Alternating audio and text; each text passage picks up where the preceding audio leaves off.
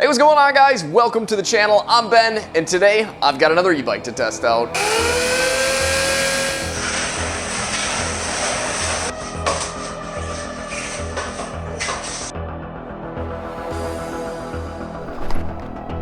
Oh! Go! Brake! We'll see if everything holds up. Oh! Whoa! Traction! Uh-oh, is this gonna be the first one that doesn't make it? Oh boy. Oh!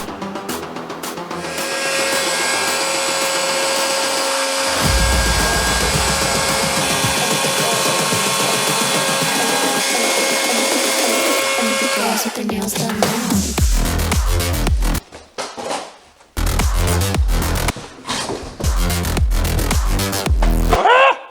So this is the T6F from ONEBOT. This is obviously a folding model, so there isn't really any assembling that actually needs to happen. We're sort of just gonna unfold it and lock everything in place and then charge the battery and we'll pretty much be good to go. There are quite a few safety features with the locking mechanisms though that you of course wanna make sure you understand and are using properly. So that right there is the locking mechanism for the stem. This part seems a little bit annoying. There's gonna be a lot of stuff that could go wrong here and that I could possibly lose, but I think this one we'll only have to do once anyway.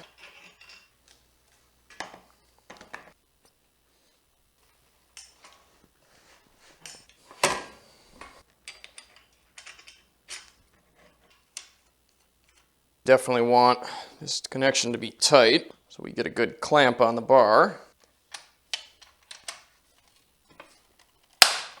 That clips in place, and that locks it down. I wonder how easily that's gonna flop out of there. There we go. And the seat here looks like we'll have to snug that down a bit too. Oh, wow. Yeah, I don't quite think that I'll need it to be that high unless I need an armrest. That is pretty ridiculous.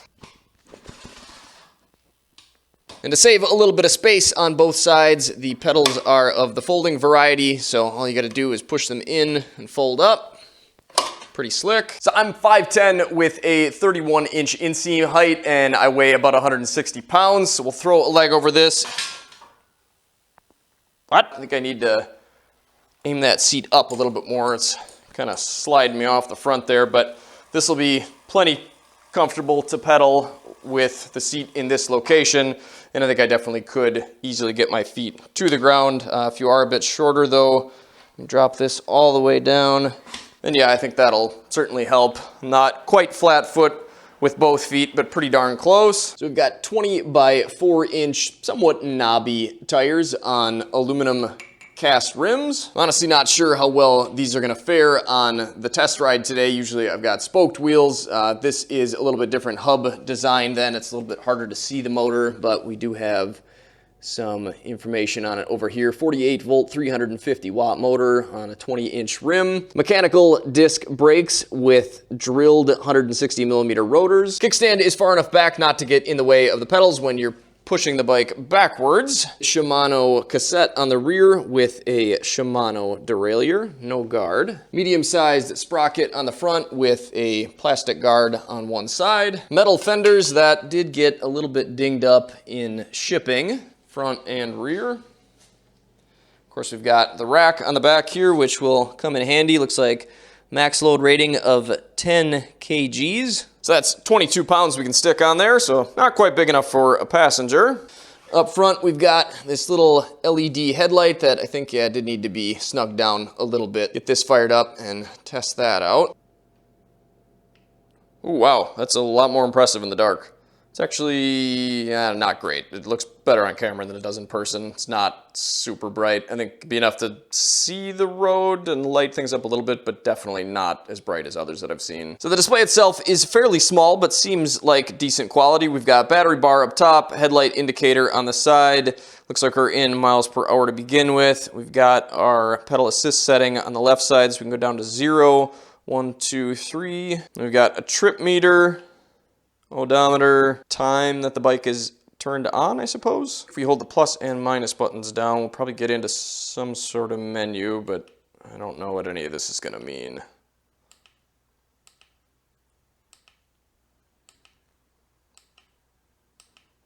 Yep, no idea. If you got any ideas, let us know down in the comment section. Otherwise, I think we're just gonna leave that as is. So we've got rubbery ergonomic grips that are adjustable on the fly, apparently. If you don't enjoy that, you can pull these off and spray some hairspray or glue in there or whatever, and then that'll keep them in place.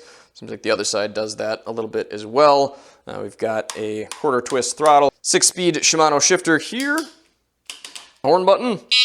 So mechanical disc brakes are sort of the gold standard, but that doesn't mean that mechanical ones are completely useless. You just have to make sure that you look after them a little bit more often. This cable in here is going to stretch as you use the brakes. So after a while, or maybe even just at first here, what you want to do is back these little adjusters off a bit and then put the locking nut back tight up against the perch here. And as you can see inside of there, essentially there's a cable that runs through that sheathing, and then there's a little end on it that's actually grabbed by the brake itself.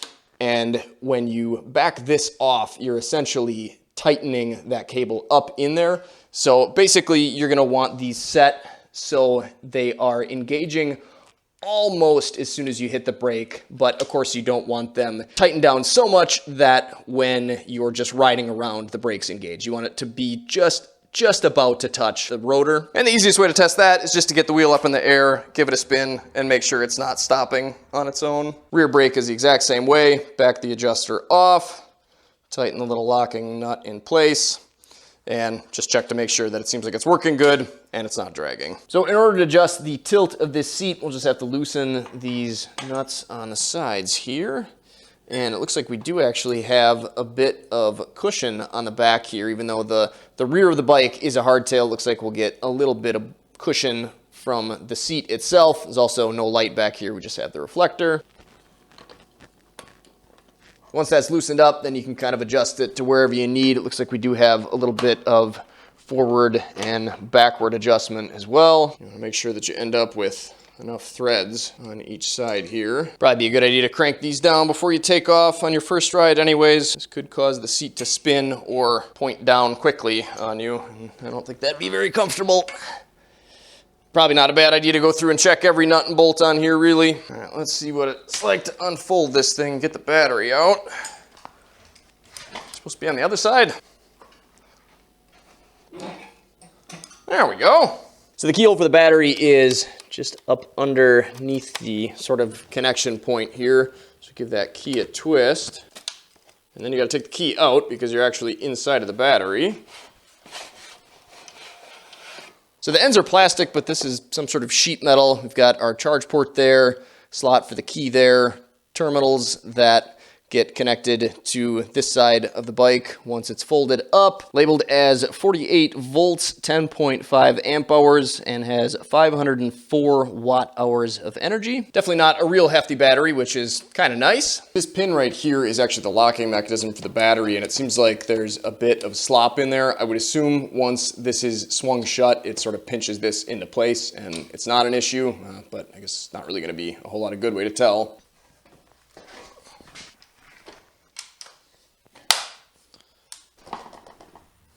I don't know, it almost does seem like maybe it's moving around in there. The locking mechanism is sort of in the way, so I can't really get a finger on that pin to see if it feels like it's bouncing around. I would assume, I guess, the back half has definitely got to be pretty tight in there, but the front, I don't know. It seems like something's making noise in there. I don't think it's anything else.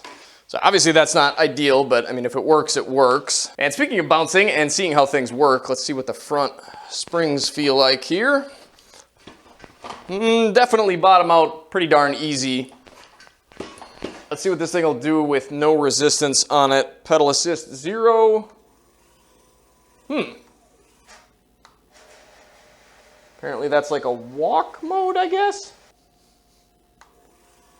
3.4. Let's go up to 1. 8.3. 2. 11.1. And 3. 13.7.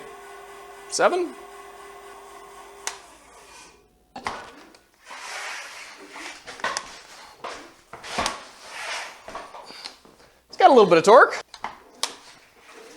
Whoa!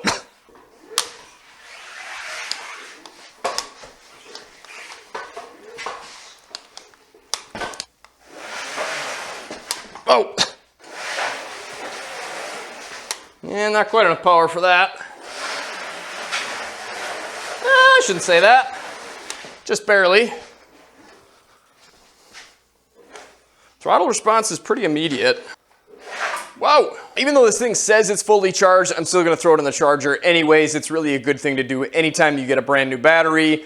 And the little bar meter on there could kind of be a liar. It doesn't actually tell you precisely how much charge you have left. It's just kind of a wild guess more than anything. A bike that will tell you the actual voltage readout is gonna be much more accurate. You can then cross-reference that with the correct voltage spreadsheet that will tell you exactly what percentage the battery is left depending on how many volts it has. But I'm just gonna throw it in the charger, wait for it to turn green. Then we'll take this thing out and see if these aluminum wheels will hold together on the trails that I've planned for this thing.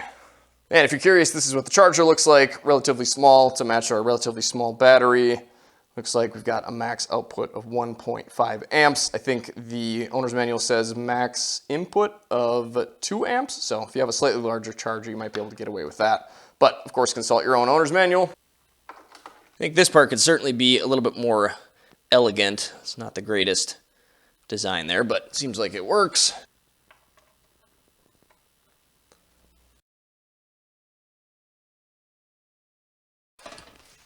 Oh, definitely not the easiest thing to handle, but I can tell you one thing, there's no way I would have been getting into the other bikes that I've got in here this easy. All right, so we are finally ready to do the test video. I had to do a little bit of adjusting on the derailleur. It wouldn't stay on first gear, it kept jumping off. So hopefully we've got everything down now. We are at pedal assist 0, so I'm getting no help at all on gear 1 on the Shimano shifter here. And I've got to say, this actually pedals quite easy. And I feel like I'm always kind of surprised at how easily they pedal on solid flat ground, or flat-ish ground anyways. Then you get off the trail and well, things get a little bit harder, which is why we have an electric motor. So let's bump it up here. Pedal assist 1 definitely increases the power pretty quickly. Doing 8 miles an hour.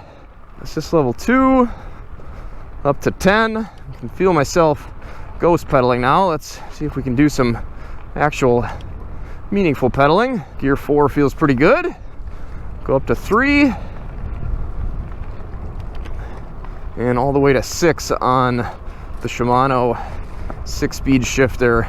Doing 13 miles an hour. Unless there's a setting I missed, I'm not sure how you get to 20 miles an hour, because it sure doesn't seem like it's gonna do it while I'm pedaling. Now we're stuck at 13. What if we do throttle? Just gonna hold us here. Let's do a cadence sensor test. Now pedaling, pedaling, power. Can it wheelie? Oh, yep, it can. Oh.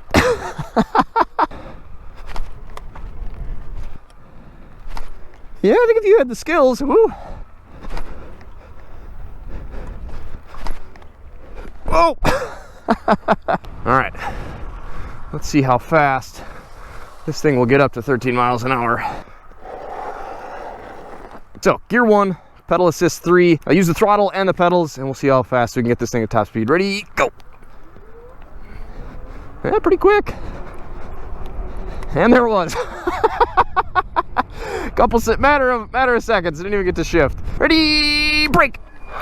Oh, right to the bars. These aren't bedded in at all, so they might get a little bit better. Oh yeah, now I can tell I stretched them out already. Not the greatest. And I have actually used mechanical brakes that don't work half bad, but I think in general, this is not a bike that you should purchase expecting a boatload of performance on. This is more something that you can throw in the back of a car or an SUV easily, or bring into an apartment or store inside your house or whatever. And for that, I mean, it seems like it's built pretty well as far as the folding goes. I guess we'll see how I feel about hefting this thing up in the back of my wife's SUV at the end of the ride here. But let's see if we can't put these solid wheels to the test. And if you guys are unfamiliar, anything that's really gonna be built for off-road riding, woo, is gonna have a little bit more stiff suspension, but it's also gonna have spoked wheels, just because they are much better at bending rather than braking, where a solid wheel like this, it has zero, okay, not zero, but virtually zero bend to it. Can definitely tell on the hills here doing throttle only that this slightly smaller motor compared to what I'm used to testing definitely, I guess I don't want to say struggles because it made it, but I can tell it's just kind of about almost out of its depth, trying to get me and the bike up the hill. But again, not really what this is for. And if you're wondering why exactly I've decided to take a bike like this on a trail like this, I figured this is the best way that I can put this bike through its paces and kind of simulate quite a few kind of normal use rides on a machine like this without actually having to own it and ride it for all that long. So we'll see if everything holds up. I'm kind of wondering how how much you're supposed to be standing on these pedals that fold in. Hopefully they don't fold in on me. Let's see, what do you have to do? You got to push in on them. So as long as my legs are pushing out, which they definitely are. I don't know if they hang down a little bit. I really feel kind of, I don't know, not exactly stable. Oh, need to pedal a little bit. What are we in, third gear? So if you guys haven't seen the other videos, where I go through here, I can tell you right now I'm definitely going slower than I usually do. And partially that's just because this thing doesn't have any real suspension in the back. Like I said, the seat is going to give you a little bit of cushion, but not a whole heck of a lot. And what I'm referring to more is, whoa, the fact that my feet are only really held on to the pedals by my own weight and some friction. But if I if I and the bike get bounced up in the air, I pretty quickly lose traction on the pedals and can easily come off. So really got to watch that on a bike that doesn't have any suspension in the rear. Oh, what a beautiful day to be out here. But I gotta say, I'm surprised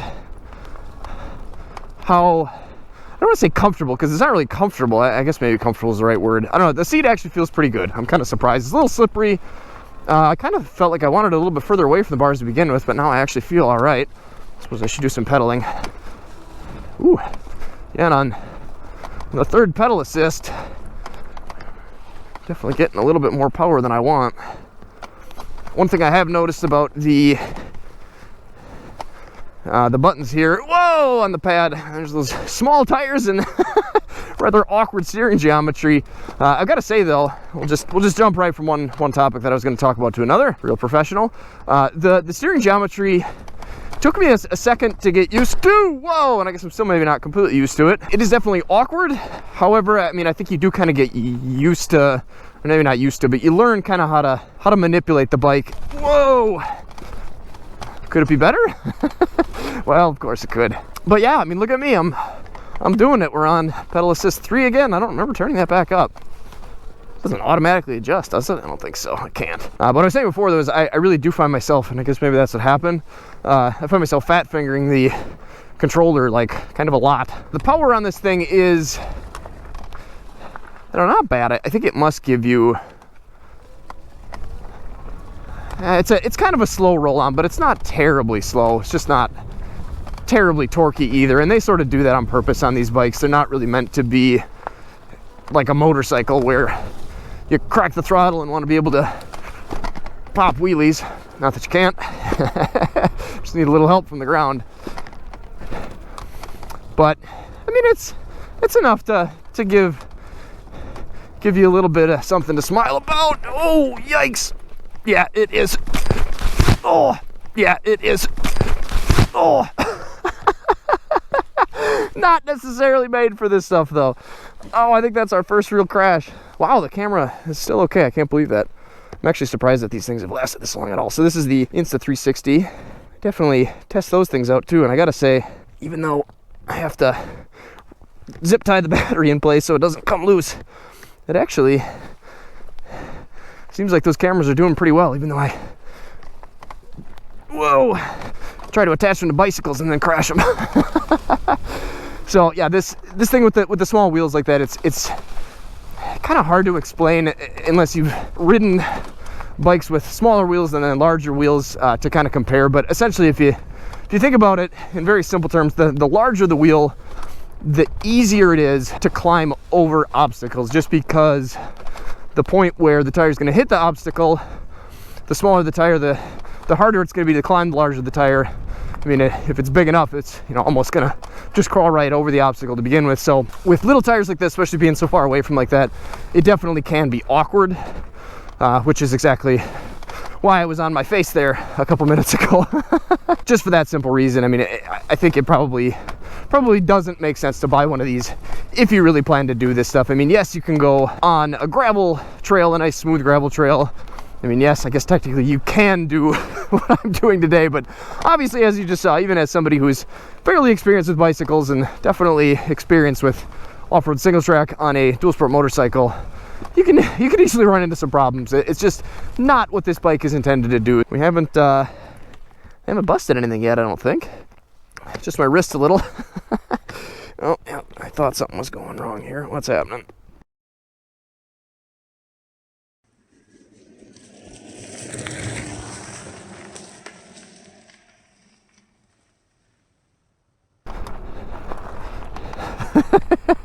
I was real brave on this thing to begin with. Now I'm kind of shy. So fenders, I guess. I suppose I haven't really gone through a whole lot of water. I keep jumping over it. I don't want to get my camera wet. But it seems like fenders would do a pretty decent job. A lot of times fenders on these are more for looks, but these are actually providing, I think, enough coverage that they would actually keep you dry when you need to, and that is nice, especially on an electric bike. That being so high and so far away from that tiny little tire, it kind of reminds me of riding a scooter almost, which, I mean, I suppose it's somewhere in between a scooter and a bicycle with the height versus the wheel size, but that's obviously purposeful because you don't want to stick anything bigger than a 20-inch tire in the back of a car. The brakes, like I said earlier, aren't the best. I mean, they work for normal riding. They work for this type of riding too, but I like to be able to kind of just squeeze with one finger. And if you're squeezing with one finger or two fingers and crashing into your other fingers, well, that's the extent of your braking ability. So I guess maybe we should crank this up a little bit. I'm kind of getting, I think, towards the end of the adjustment. Yeah, right there. I just threaded it right out. So if you run out of adjustment on these, you can adjust them down at the calipers themselves. Essentially, you just got to loosen up this fastener, pull a little bit more cable through the part that actually grabs it, and then when you squeeze the lever up top, you will again have sort of shortened the distance between here, and will give you a little bit more braking power. And I think for the average rider that's going to buy one of these bikes, I think the brakes are probably sufficient. I think it's good to know that they're not going to feel nearly as good as hydraulic brakes and aren't necessarily the highest quality mechanical brakes, but I mean they're probably going to improve a little bit, and they'll probably be, I guess I would assume, good enough. But if that doesn't sound good to you, then it's probably not the bike for you.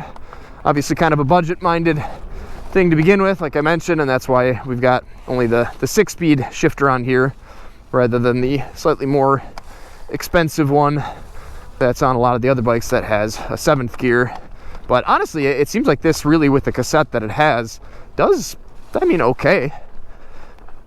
I haven't really found myself needing a higher or lower gear and not being able to find one that works. Oh, I guess I just use this rod almost the time anyways. Boy, what a beautiful day for a ride. I really have been waiting a while. We actually had a couple inches of snow the other day, and I was going to try to get out here on a different fat tire bike that has the widest bicycle tires that I've ever seen. And then it all melted, and now we're just back to fall. I think it's about 40 degrees today, 39 maybe. Yeah, I can tell when I go to kind of transfer from one side of the tire to the other. I guess that's when this just feels, I don't know what the word is. It's not like it's not nimble. I mean, it's pretty easy to flick around, but it's just awkward, I guess, is, I think, the best way I can describe it. We've got a new trail, look at that. All right, so what do we want to do here? Probably be in, I guess, first. Let's just level 3. We'll try throttle. It's not even going to get me up here with a little bit of help. Uh-oh, is this going to be the first one that doesn't make it? Oh, boy. Yeah, I think I think that was mostly me. Let's just be putting a bunch of wood up there to burn. I'd really like to see what that looks like up there. I think that's a no-no though. Oh well. We've got 3.4 miles and still showing that the battery is completely full. Of course that's not true, but we'll see where that thing's at when we get back. And actually we'll probably hit the pavement again one more time after I give these brakes a little bit of a workout. Ooh, voltage sag, voltage sag. Yeah, I kind of wondered if those were gonna tick off individually or not.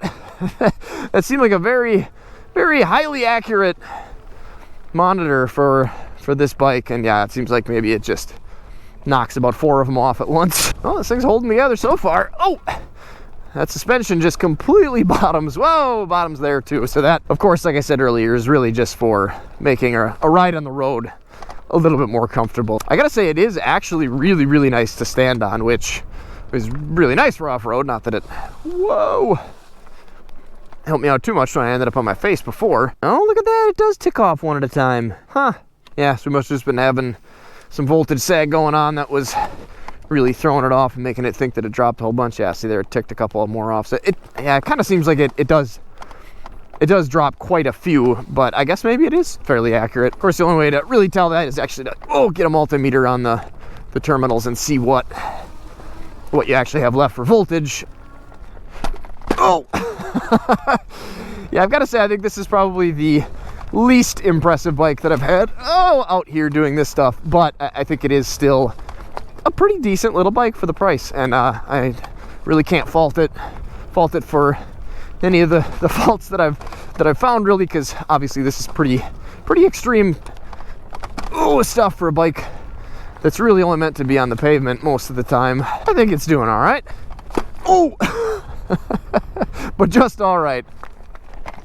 I haven't scraped the bottom at all. I thought maybe that little thing that is supposed to kind of be a little bit of a kickstand when it's folded up, I thought that might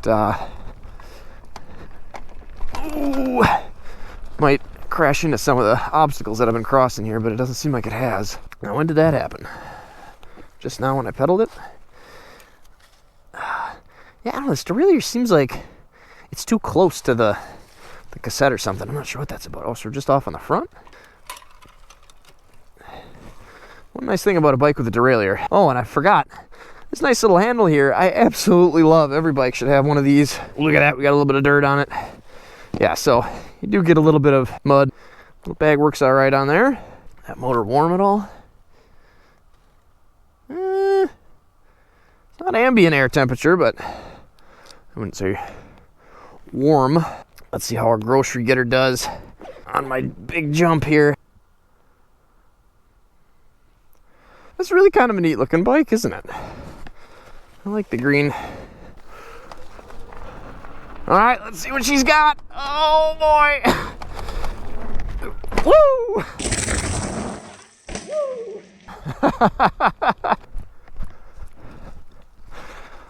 Not gonna lie, I was a little bit nervous about that.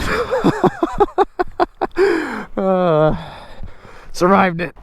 So as far as, this is a bad spot for this. As far as these grips go and the quarter twist throttle, I'm not a huge fan of the quarter twist throttle. I guess I maybe like it more than just a thumb throttle, because that can kind of get old if you're using it a lot too, kind of make your hands sore after a while. I'm feeling fine with this, I guess. It being rubberized, I think, helps a lot, because then it can just kind of stick to your hands or your gloves. As far as the modulation goes, it does seem like there is a fair bit there, so it's not like it's on off. The grips themselves seem fine. They're not anything spectacular, but they work well enough. I would definitely suggest, like I mentioned earlier, kind of gluing them down in place. Oh! Ow. Ow for the bike, not really ow me. Oh, look at that. Did it. The little folding bike that could. Made her back out. Well, now we are down to half battery when we're on the throttle anyways. Yeah, just voltage sag again. It does seem like now that we are dropping a little bit lower on the battery, the response and I guess the amount of response from the motor is muted a little bit, and that's sort of intentional. Maybe you can program that out of it, but basically as you go down the battery scale there, the bike purposefully kind of saves itself and tries to not use up as much power, so it just kind of meters it a little bit just so you can get a little bit more range out of it, which is pretty standard. All right, I don't know how well I really bedded the brakes in, but let's give this thing another shot. Actually, I guess, you know what? Why don't we do a 0 to top speed again, now that I burned a bunch of juice off. All right, 3, 1, we'll do pedal and throttle, ready, go!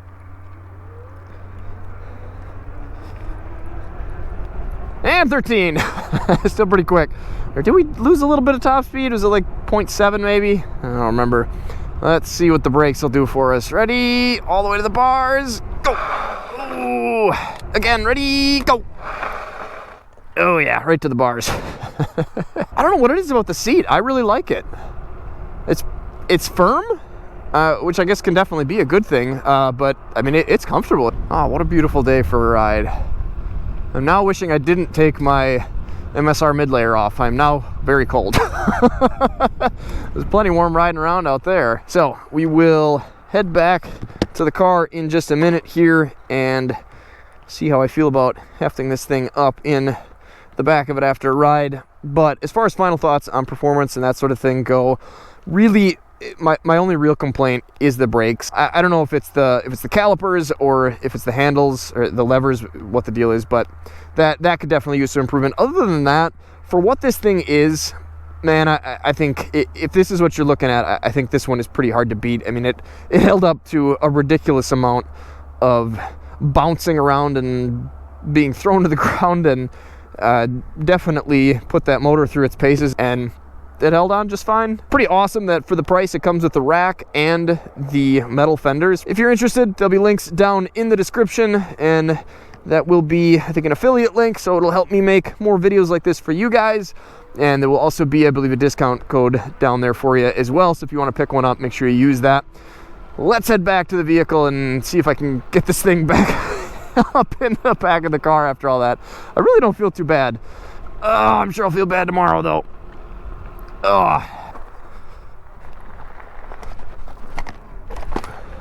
What are we at? Yeah, dropped a couple bars, 7.5 miles. All right, can I heft this thing up in the car after all that? I don't really know. There must be a better way to do this. I haven't found it yet. I guess that works. There we go. It's really not heavy. It's just kind of awkward. There we go. Oh. Well, I can do it, but it's not the smoothest thing. So yeah, if you folded down these handlebars, you could stick 2 of them in here side by side pretty easy.